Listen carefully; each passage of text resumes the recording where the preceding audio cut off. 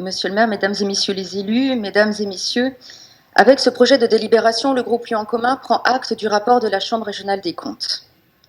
L'association Monnaie locale citoyenne La Gonette est une association créée en 2014, quelques mois avant l'adoption de la loi relative à l'économie sociale et solidaire, qui a notamment donné un cadre légal aux monnaies locales complémentaires. Depuis novembre 2015, l'association émet et gère La Gonette, qui compte parmi les différentes monnaies locales et citoyennes qui existent en France. Je voudrais dire, et la CRC le mentionne aussi, que la mairie du 1er arrondissement a été la première en 2017 à adhérer sur ma proposition et par vote du conseil d'arrondissement à La Gonette. Je ne regrette ni ne renie cette adhésion, car il était important de s'engager aux côtés de l'association pour l'accompagner dans l'expérimentation d'une monnaie locale, citoyenne et complémentaire. Vous le retrouverez aussi mentionné dans le rapport de la Chambre. En tant qu'adjointe à la culture, j'ai veillé, dès le début de mon mandat, à ce que les bibliothèques et les musées municipaux lyonnais acceptent La Gonette. Monsieur le directeur général des services de la ville, j'en avais remercié vos directeurs, directrices et équipes, car cette volonté politique leur avait demandé du travail et des adaptations techniques. Pourquoi cette expérimentation d'une monnaie locale et complémentaire a-t-elle valeur à mes yeux? Parce qu'elle peut participer du développement économique du territoire par la relocalisation et la dynamisation des échanges, et parce qu'elle permet par l'éducation populaire l'appropriation citoyenne du fonctionnement monétaire et financier. Il s'agit là d'un enjeu démocratique fort.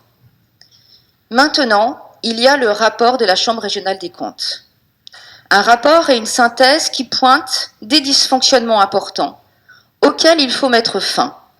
Et je sais que la coprésidente et le coprésident actuel de l'association ont d'ores et déjà, et y compris dans le cadre du contrôle et du dialogue avec la CRC, mis en œuvre un certain nombre d'actions et de process pour se conformer aux préconisations faites par la Chambre. Les élus des villes de Lyon et de Villeurbanne et de la métropole qui siègent au sein du Collège des collectivités, ou en effet qui devraient siéger, se doivent d'accompagner ce mouvement indispensable. Mais il est vrai que parfois, quand on est une élue qui essaye d'être vigilante sur la bonne gestion d'une association, ou par hasard d'un syndicat mixte, on est prompt ici à l'accuser, y compris publiquement, d'avoir un mauvais comportement. Mais outre La Gonette, se pose plus globalement la question du travail, de ses conditions, de sa rémunération, au sein de petites associations où la limite est toujours ténue entre le droit des salariés et le militantisme. Et les cas d'épuisement et de burn-out ne sont pas rares dans le secteur associatif, parce que les associations n'ont pas toujours les budgets suffisants pour embaucher et rémunérer suffisamment leurs équipes, parce que certaines aussi jouent sur la corde militante de leurs salariés, ce qui évidemment n'est pas acceptable. Le rapport de la Chambre peut être vu comme une chance pour l'association parce qu'elle lui donne les bases pour sécuriser son fonctionnement et en effet se mettre en conformité avec l'ensemble des textes réglementaires en vigueur. Mais ce rapport peut être bien sûr le début de la fin car il inquiète et des commerçants ou des adhérents pourraient décider de se désengager avec la crainte d'irrégularité. Alors vous connaissez ma lecture régulière d'Aristote car je le cite de temps en temps ici même et je n'ai pas pu m'empêcher de relire ce qu'il disait de la monnaie. Par exemple, je le cite, « La monnaie a été inventée par convention pour servir d'intermédiaire dans les échanges. Ce n'est pas la monnaie en soi qui a de la valeur, mais la croyance collective dans sa valeur. » Fin de citation. Pour le dire autrement, une monnaie repose d'abord sur la confiance.